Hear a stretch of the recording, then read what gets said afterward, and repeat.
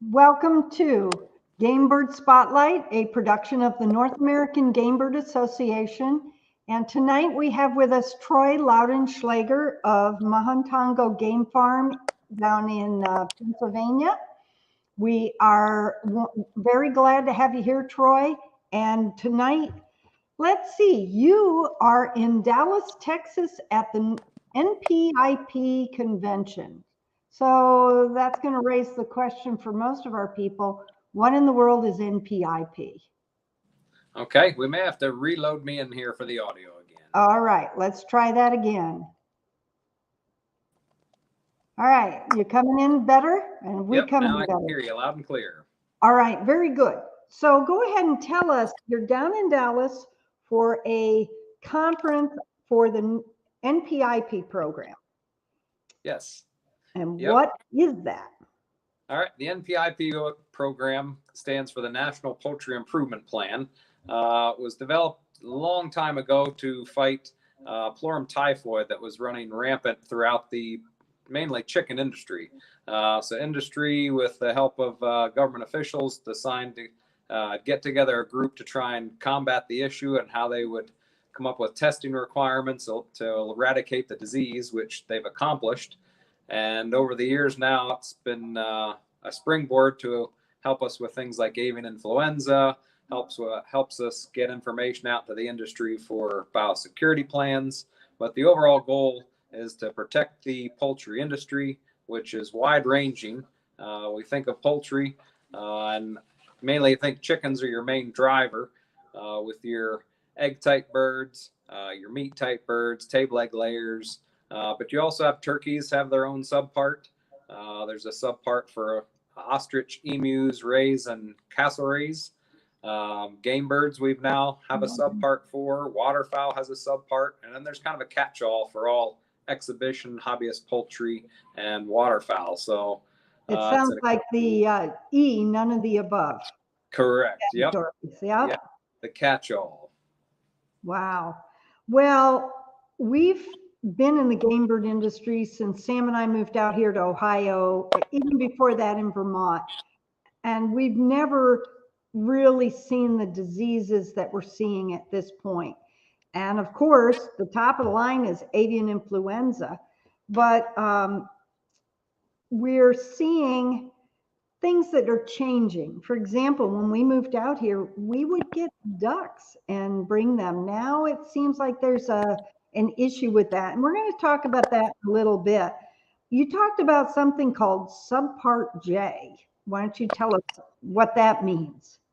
Okay, certainly. The game bird industry in the past was in that catch-all Subpart E. There's subsections designated for each species where they want to hone in on specific regulations or recommendations to try and improve the poultry industry. Well, being in that catch-all group, and us, due to our size, the complexity of our businesses, we never really felt that we really fit in. We didn't have a home. Nobody really would take our industry as seriously as it should because of our size. So in 2018, the association made a push to recognize the game bird industry, specifically more of the upland game bird industry, focusing more on ringneck pheasants, chucker partridge, Hungarian partridge, bobwhite quail, to name a few. So there was a pretty big proposal. It was a large undertaking with a lot of people involved. And I believe that you spearheaded that, and for that, we're extremely grateful. Yep. If I'm correct, before that, we were kind of lumped in, and people kind of assumed we were like a backyard thing where we had a few pheasants and a few chickens and a few ducks, and we weren't a major player. That's correct. And more than anything not being known is when people do hear about us, they get nervous, as anyone would. You get nervous of the unknown. And you think, oh, game bird producers, who are they? Oh, their guard automatically goes up and think, well, I don't want them near me. So we felt by getting a subpart where we could hone in specific stuff for the game bird industry, we now can move forward with educating everybody throughout the country that they're more comfortable and understand we're not a risk to the poultry industry itself, as they're automatically implied. Okay, so why did they think we were a risk? Mainly because they don't understand. They don't how the industry functions. They think, oh, game birds that are released. Well, if they're being Yeah. released, where are the birds going? What's happening to them? What's the end game with the game bird industry? Mm-hmm. Anybody in the poultry industry, they know that if they have eggs, well, they're going to be eaten. They're going to be consumed. Same with broilers. Oh, they go to the slaughter plant, and that's their termination site.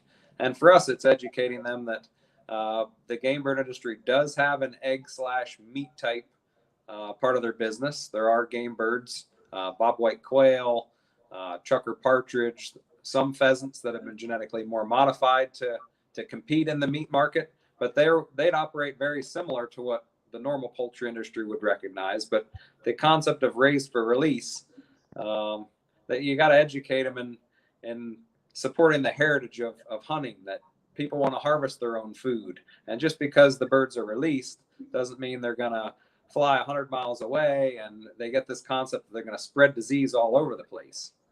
Yeah. But when birds are released, typically they're released for conservation programs, which are all good.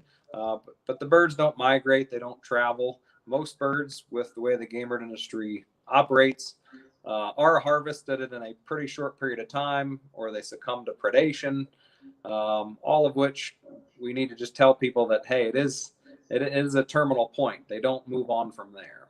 Right. Well, okay, so that's subpart J. So we're making our regulations, or we're dovetailing the process to fit our game birds in that subpart.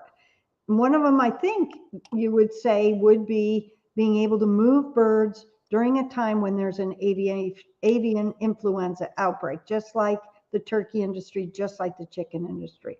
Am I correct on that? Yep, that's correct. Once we had our own subpart, there was a desire to create a secure upland game bird supply plan, it's called. Just like there's a secure egg supply plan, a secure broiler supply plan, you need to analyze the risk that's associated with how your industry functions. And we were with subpart J, at least, be able to get on the map and define our organization and our industry. The second step was now to analyze the actual risk associated with our industry. And until you can get people comfortable that they're willing to say, oh, yes, you have game birds, I'm going to be willing to allow you to move those birds into our state or release those birds on a preserve, they want to know what the risk is. Right. And we'd actually heard out of the mouth of one of the state vets that until 2 weeks ago, we didn't know your industry existed, and some of us think that you shouldn't. And that's chilling. That is, I think that you shouldn't be able to run this business. So to be able to have a defense or a plan to deal with that kind of attitude is essential. I don't think a lot of game bird hunting clubs and great game farms realize that that thought is out there. So the secure upland game bird supply plan is essential for us to be able to move our birds if there's an outbreak within our state or into a state where there is an outbreak, correct? That's absolutely correct, yes. Okay, so that's it. Now tell us some more about avian influenza and how we're going to do that. Okay, well, part of the Secure Game Bird Supply Plan, short word is acronym is SUGS, actually began in 2016. University of Minnesota, along with a lot of other industry professionals and academia, the goal when you create a secure supply plan is to first define how your industry functions and analyze the risk. So when it comes to avian influenza, we had to break the industry down into three main movements that were analyzed. We had to come up with how the industry would like to move eggs potentially to other hatcheries, chicks to go to growers that don't want to have a hatchery or breeding flock, or even mature birds. And they analyzed all of those different movements and came up with risks associated with every one, from high risk, medium risk, low risk. And obviously there was more focus on what needs to be done to get the lowest risk possible, that you can give assurance to any of the people at the state level that are in charge to say, yes, I'm willing to allow that type of movement. So once that was all analyzed and they got the risk numbers, they were able to then develop pathways and mitigated risks that they say this is what we would recommend to allow you to move. So with those guidelines now actually on the website that was created, any person can go on and go through a questionnaire to see how risky they are. Are they doing the right thing or not? What should I be incorporating to be able to move easier? And now that those recommended guidance, if you want to call it guidance for permit movement, they call it, that's pretty well the check the box, don't check the box to know whether they're going to let you do it. So your goal is to meet as many of those check marks as possible to be able to move in an AI circumstance. But at least it's all in writing with risks applied to it. That's great. Now, when we first moved out here to Ohio, we would drive to a farm, we would pick up ducks and we would bring them home, and we had pass shooting for ducks. We stopped probably early 90s because of other things that were going on in the industry, something with lead and the movement of birds, the mallard ducks in particular. Now we're seeing all of a sudden we're changing. Well, it's pretty much a standard, a part of our industry that we accepted pretty well. Now we're kind of holding duck people at arm's length because of some things. Why don't you address that? Do we want people raising ducks with pheasants? What are the issues with that? Okay. There are certainly still people there that do raise some ducks, and they always ask me, what's the big deal? Why is it an issue? Why does everybody get alarmed just because I have ducks? And the main response I would have, whether it's a low pathogenic avian influenza or a high pathogenic avian influenza, is ducks typically don't even show signs and symptoms that they're carrying it's basically the flu. So if you would have a chicken or turkeys are probably the most susceptible. If they get the virus, they have it, and they're most likely going to start dying pretty quick if it's a high path strain. So there's an issue, you're going to stop moving your birds. You're not as much of a risk anymore to anybody else around you. A duck, although it's a good quality to have, that they're very resilient and fight off the disease, they're still shedders of the virus. So you unknowingly are either contaminating your other birds on your property if you're raising other game birds with them, or you're now delivering birds to places while they're shedding virus and have no idea. So it's just unfortunate that you can't track it. You have no sentinel. If you knew when they have it, you could react accordingly. But the risks of not knowing and still causing harm to the rest of the industry, that's why people get alarmed. Here in Ohio, we've had a few instances up by the lake where eagles have fed on ducks and contracted avian influenza and died. We've had some foxes, a fox that ate a waterfowl that was infected, and they got it. Mm-hmm. So it's not just pheasants, it's other animals that are affected by the movement of waterfowl. And don't we tend to see this outbreak move with the migration of waterfowl through the country? Yep, that is correct. And speaking with Dr. Cardona and a few others here even today, I got a bit more of an education on this current strain of high path AI. Probably in the 80s was the last time there was a highly pathogenic strain in the U.S. that mainly affected Pennsylvania. And at that point, that strain killed over 17 million birds in Pennsylvania. They just couldn't get it stopped. It wasn't until then 2015 where there was a resurgence of a high path case.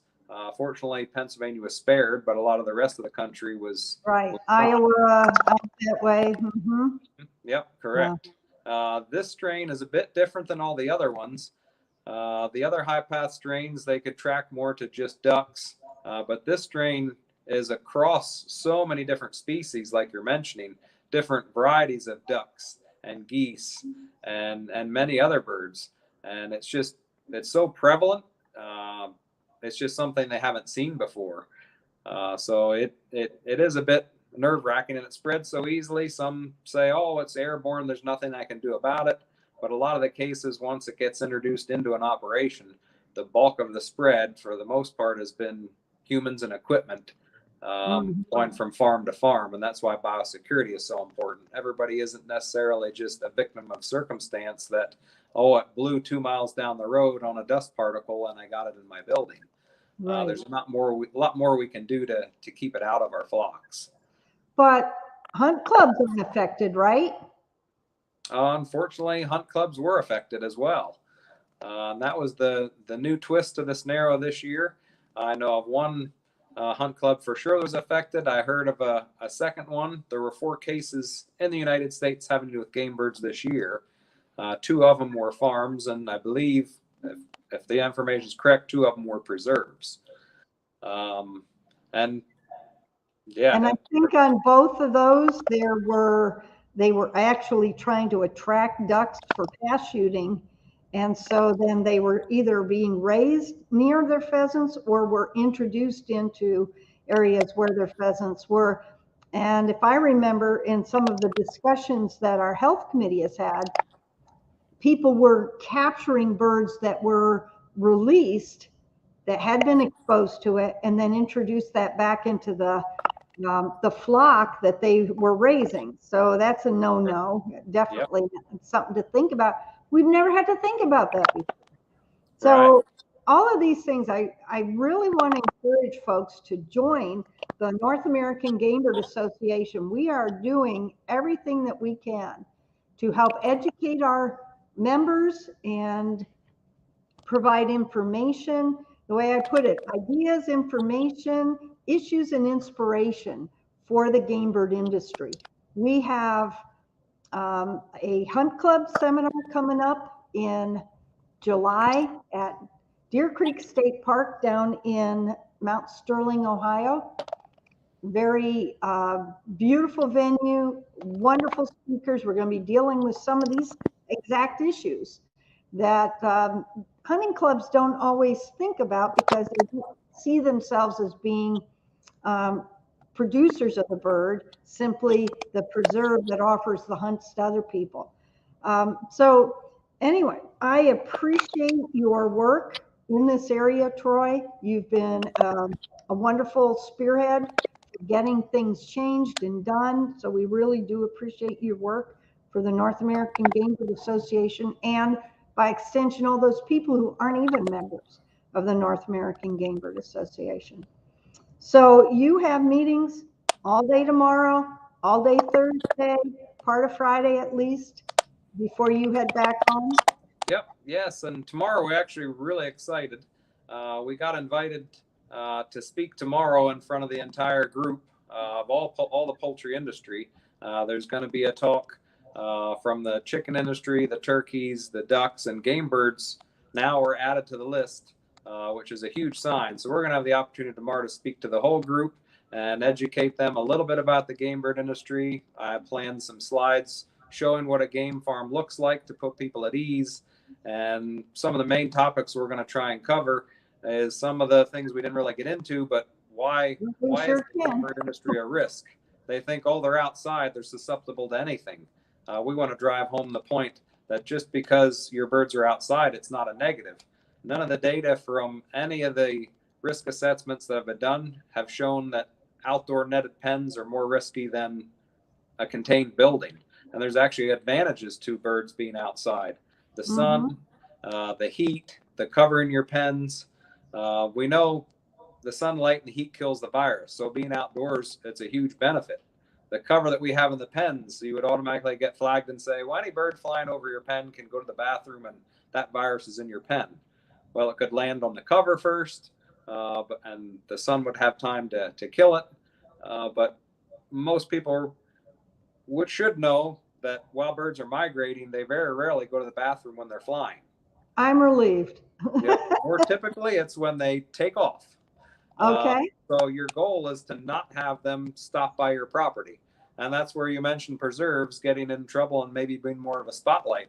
If they're supplementally feeding birds to stay on the property, if they have ducks that they've released and have bodies of water where they're trying to keep them around, you're now attracting wild birds that may have the disease. So most game farms, and the reason not to try and release ducks that aren't kept in a pen is to try and avoid any attractants to have those other birds come in. So we want to say that, hey, all our feeding's done in an enclosed pen. It's netted to keep unwanted birds out. We do harassment methods to keep birds from just stopping by and hanging out. This isn't just some open feedlot where birds can come and go as they please. There are a few exceptions where some people raise ducks inside an enclosed pen, but I believe the majority that would raise them are raising them on open water, and not having them contained and isolated is one of the other risks with raising ducks. So when we say you shouldn't have them on the same property, it's because they're two entirely different raising methods, and you want to protect your main flock that isn't going to be immune to the AI at least. So and we hate to bust their bubble, but it is a factor, and they need to take that into consideration. Yep, absolutely. So tomorrow's going to be a big deal, and it's only a short presentation, unfortunately, but just being able to be recognized and show some pictures of a game farm and get out some of these topics, I think is going to be huge for the industry. And we look forward to, we have a few proposals to vote on affecting Subpart J on Friday. So there's a lot of other people from NAGA here representing the association. We have a strong entourage here, and it's exciting for the industry. We're working hard, and we'll try and do the best we can. That's one of the main reasons to be part of the North American Gamebird Association. People don't realize how much work we're doing for them, for the people that aren't even members. And so I really encourage anyone watching in to join the North American Gamebird Association. You can go to northamericangamebird.com and join right there, or contact someone that you know that might be in the industry and see if they're a member. Well, Troy, thank you so much for being with us. Any last minute points you want to make? No, I appreciate the time, and yeah, we'll keep representing the association, and AI is just one of many topics that the association's helped out with over the years, and we're always here for the industry. So we encourage everybody to support them.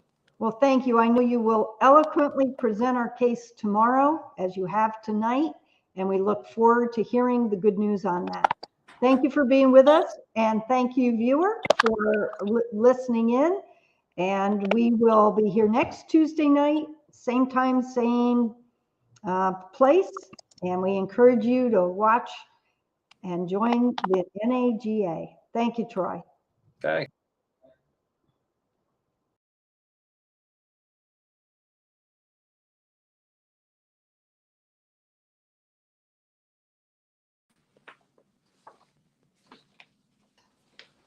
All right, ended broadcast. Thank you very much. So now I get to shut everything down. You may have to put me back in. That's all messed up again for the audio. Okay. All right. Wow. Yep. All right. There, it's good again. It's a double click. All right. Yeah, hopefully that was what you needed. And it was exactly what I needed, and it's out there, and we did great. Awesome. Awesome. Okay. Thanks. See ya. All right.